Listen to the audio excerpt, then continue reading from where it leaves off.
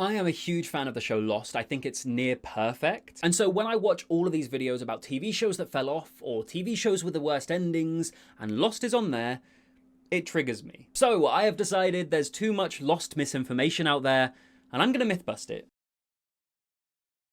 I hear this a lot about Lost, that they just introduce a load of mysteries, ask loads of questions, but never answer anything. Like, were you guys watching the same show as me? That's like saying the Power Rangers never got into their Zords. Lost was very good at answering things. It's just that their answers might have happened episodes or seasons later, or we might have got a red herring answer from a liar like Ben Linus first, before getting the real answer later on. Or maybe the answers weren't fed to you on a platter, but rather you needed to read between the lines a little bit. Hearing what I'm saying, it sounds like I'm reaching, but genuinely, almost everything is answered. And look, I get it. If you watched Lost when it first came out on TV, you would be waiting years between seasons. So some mysteries that take literally 3 or 4 seasons to be solved, I can understand why you'd miss it. But if you stopped watching halfway through, you can't say it didn't answer something just because you didn't watch long enough to get the answer. If I leave a football match before it finishes and somebody scores after I've gone, doesn't mean no goals happened. It just means I missed them because I left early. One example people give is the polar bears, right? Which is an easy example because the polar bears are introduced in the second part of the pilot. The mystery is introduced early and we don't get solutions for years.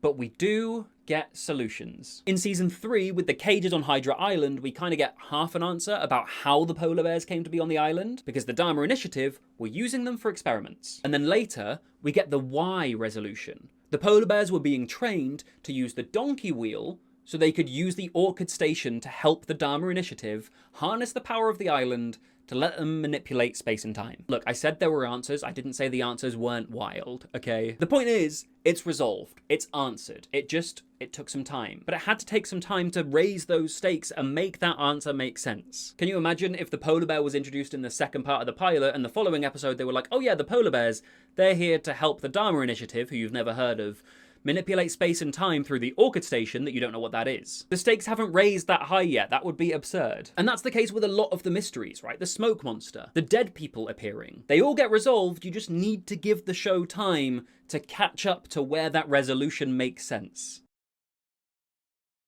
Now I realise this could technically be classed as an opinion rather than a myth, but I have a particular gripe with the Lost had a bad ending take, okay? And that gripe is that anybody who has ever said that to me has never actually watched Lost to the end. It's like this weird old wives' tale that people who never watched Lost just spread around to each other. Or like people who gave up halfway through cling to as validation for why they stopped watching. Honestly, the amount of people who say, oh, Lost, that show with a terrible ending, yeah? And then I ask if they've watched it and they say no, it blows my mind. Like, I genuinely don't know a single person who watched Lost all the way to the end and genuinely thought it was a terrible ending. Have some of them said they thought it could have been a better ending, or that they didn't fully understand it? Sure, but none of them think it's as bad as the people who never actually watched it. And don't get me wrong, I'm sure there are people out there who watched it and hated it, but it is by no means the foregone conclusion that seems to be out there as the collective opinion. My personal opinion, season 6 was one of the weakest seasons, but it offers a lot of closure. It resolves a lot of the big lore questions, especially with its episodes about Jacob and its episode about Richard, and it ties up a lot of loose ends, with Widmore searching for the island and what the point of Desmond's abilities are. The actual final episode, the resolution of the Flash Sideways, Jack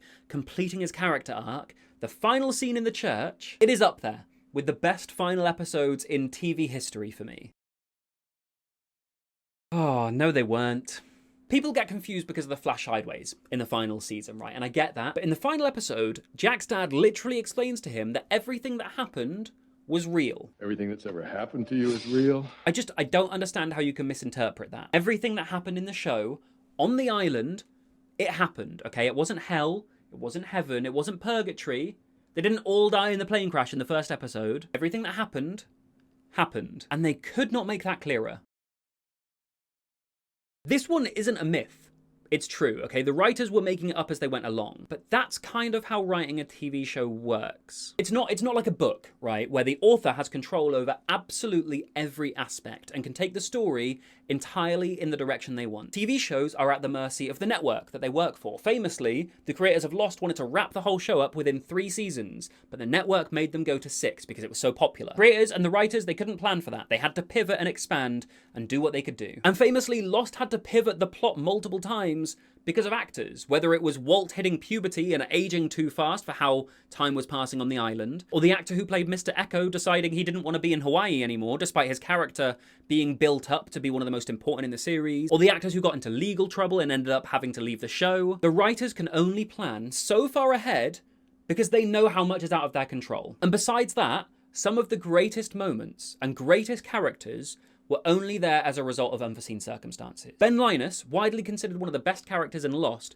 was only supposed to be in 3 episodes, but he did it so well that they expanded his role, and he became one of the best roles in the show. Desmond wasn't supposed to be anywhere near as big of a role as he was. A lot of what his character ended up being was supposed to be Mr. Echo, but because Mr. Echo left, Desmond became the character he became, which happens to be my favourite character in the show. And because of that, we got the episode The Constant, which is often called the greatest episode of TV ever made. Of course, the writers were making it up as they went along, but the main thing is that they kept the show consistent with its themes. From the very beginning, the themes were light versus dark, science versus faith, free will versus destiny. They were established in like the first few episodes, and these themes run through the whole show, no matter how they have to pivot characters and pivot plot points. And for me, how well they manage to keep it going when they are just making it up as they go along is a testament to how good the writing is. Well, yeah, kind of. It depends on your expectations of the show. If you go into Lost thinking it's this gritty show about people surviving after a plane crash, but it's grounded in realism like Breaking Bad or The Wire, you're gonna start finding it ridiculous when all the sci-fi stuff starts happening. But in the pilot, we hear a monster that kind of sounds like a dinosaur tearing down trees in the jungle. A few episodes later, we see Jack's very dead father walking around the island like he's alive again. There are whispers in the jungle, there's a mysterious transmission that's been playing for 16 years, the mythical others, and a hatch that looks like it fell from space and landed on the island or came from the future. Lost, very early on, establishes that it's setting its own rules, and the constraints of genre or expectation aren't going to limit it. So when they get into fate and determinism and higher powers and time travel and conspiracy theories, I think it's consistent with what Lost always was. All that happens is that Lost sort of raises the stakes as the show progresses, as it should. So if you've never seen it before, and then you hear that these people crash on an island and suddenly they're time traveling and fighting a monster made of smoke, I get that it sounds ridiculous. But that progression to those points is gradual, and it feels like a natural way for the story to progress from its starting point. And they do a really good job of grounding it in their own hypothetical science too, right? They give you causality for all of these strange phenomenon, so it never feels too jarring or absurd. It doesn't suspend your immersion in the show. And if you like listening to me talk about Lost, you can find me ranking each of the 6 seasons in this video, which you might want to watch next.